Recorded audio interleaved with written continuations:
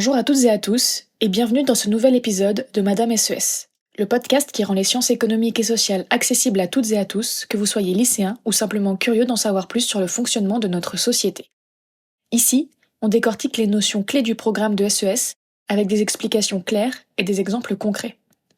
Cet épisode sera consacré à la question suivante: les classes sociales sont-elles encore un outil pertinent pour analyser notre société?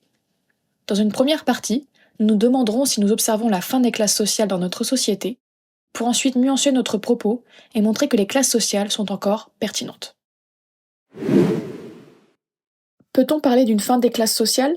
Tout d'abord, il faut savoir que les classes sociales ont été remises en question par un phénomène qu'on appelle la moyennisation de la société, ainsi que par la réduction des distances interclasses, c'est-à-dire entre les classes sociales. Dans les années 60-70, certains sociologues commencent à contester la vision marxiste d'une société divisée en deux classes opposées, les capitalistes et les prolétaires. Pourquoi? Parce que les inégalités socio-économiques, comme les écarts de revenus ou d'accès à la culture, se réduisent. En parallèle, la consommation de masse se développe, tout le monde ou presque achète des voitures, des téléviseurs ou du matériel électroménager. Henri Mendras, sociologue français, parle alors de moyennisation, un processus qui correspond à la réduction des inégalités entre les classes sociales, avec l'émergence d'une grande classe moyenne. Il propose même une image pour représenter cette société, une toupie, où il y a une petite élite en haut, peu de pauvres en bas, et surtout une importante majorité de classe moyenne au centre. Cette moyennisation remet donc en cause l'idée d'une opposition stricte entre deux classes sociales, comme Marx l'avait théorisé. Elle conduit aussi à remettre en question l'existence même de classes en soi, c'est-à-dire de groupes sociaux partageant une situation économique commune. Mais ce n'est pas tout. La remise en cause des classes sociales passe aussi par deux phénomènes: l'augmentation des distances intraclasses, c'est-à-dire l'augmentation des écarts à l'intérieur même des classes, et le processus d'individualisation. D'abord, les distances intraclasses augmentent. Prenons l'exemple de la classe ouvrière. Aujourd'hui, les ouvriers et les employés forment des groupes très hétérogènes. Il existe des écarts de revenus, de conditions de travail ou de niveau de qualification. Un ouvrier non qualifié, par exemple, n'a ni les mêmes conditions de travail, ni le même salaire qu'un ouvrier qualifié.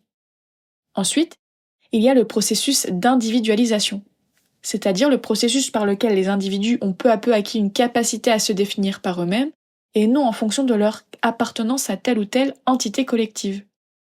Cela veut dire qu'aujourd'hui, l'autonomie individuelle est beaucoup plus valorisée.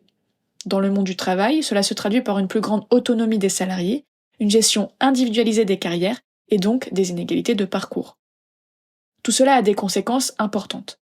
D'un côté, les travailleurs ayant des postes similaires peuvent avoir des conditions de vie très différentes. De l'autre, cette diversité rend plus difficile la mobilisation collective autour d'un intérêt commun. L'individualisation fragilise donc la capacité à agir ensemble et à développer une conscience de classe. Enfin, la moyennisation et l'individualisation ont aussi entraîné un déclin du sentiment d'appartenance à la classe ouvrière, au profit d'une identification à la classe moyenne. Bref, aujourd'hui les classes populaires ne forment plus vraiment des classes pour soi, c'est-à-dire des groupes conscients de partager des intérêts communs, capables de se mobiliser ensemble. Passons maintenant à la deuxième partie. Nous verrons que les classes sociales sont encore un outil pertinent pour analyser la société. Nous pouvons observer depuis les années 80 le maintien et parfois même le renforcement des inégalités sociales. Même si les formes de classes sociales ont évolué, les inégalités sociales entre groupes restent très fortes et parfois elles se creusent. Depuis les années 80, la période de forte croissance économique des 30 Glorieuses est terminée. Et avec l'arrêt de cette croissance, le mouvement de réduction des inégalités s'est inversé. Aujourd'hui, les inégalités économiques se sont accentuées, les cadres supérieurs ont des revenus, un patrimoine et une sécurité de l'emploi largement supérieurs à ceux des ouvriers. Les inégalités sociales persistent également. Selon la position dans l'espace social, on observe des différences dans les pratiques culturelles, l'espérance de vie ou encore l'accès aux loisirs. Outre le renforcement des inégalités toutes catégories confondues, à partir des années 60-70, les mouvements féministes amènent les sociologues à réfléchir aux rapports sociaux de genre. Les rapports sociaux de genre désignent les rapports de domination ou d'exploitation entre les hommes et les femmes qui génèrent des inégalités dans la famille, le monde du travail ou encore la sphère politique. Mais attention, il ne s'agit pas d'opposer genre et classe sociale, les deux dimensions doivent être articulées. Par exemple, dans toutes les classes sociales, les femmes prennent en charge plus de tâches domestiques que les hommes, ce qui les pénalise dans leur carrière. Elles occupent plus largement des emplois à temps partiel, interrompent parfois leur carrière pour s'occuper des enfants. Cependant, il existe aussi des différences entre les femmes, selon leur niveau de revenus, leur diplôme ou leur profession. Les femmes des classes populaires cumulent souvent 2 handicaps, elles sont pénalisées par leur sexe et leur position sociale. À l'inverse, les femmes issues des classes favorisées peuvent mieux concilier vie professionnelle et familiale, souvent en externalisant les tâches domestiques à d'autres femmes, nounous, aides ménagères. Enfin, certaines classes sociales continuent d'exister de manière très visible, notamment la haute bourgeoisie, étudiée par Michel et Monique Pinson-Charlot. La haute bourgeoisie, ce sont ces groupes sociaux qui cumulent à la fois des ressources économiques, culturelles, sociales et politiques. La grande bourgeoisie forme une classe en soi, car elle partage une position économique commune et des styles de vie spécifiques, mais aussi une classe pour soi. Elle a conscience de ses intérêts collectifs et agit pour les défendre. Comment ?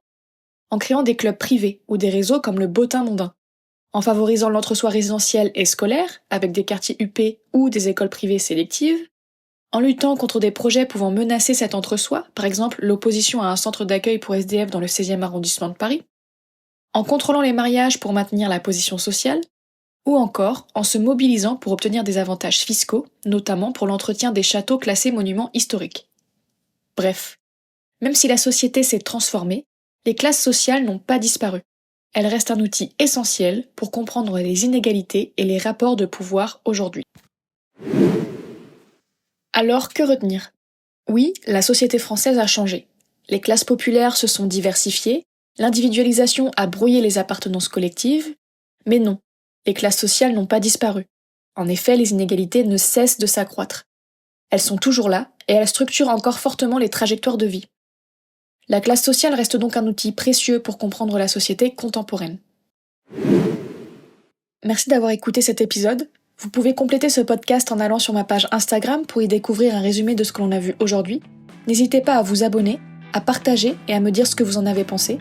On se retrouve très bientôt pour un nouvel épisode de Madame SES. En attendant, prenez soin de vous.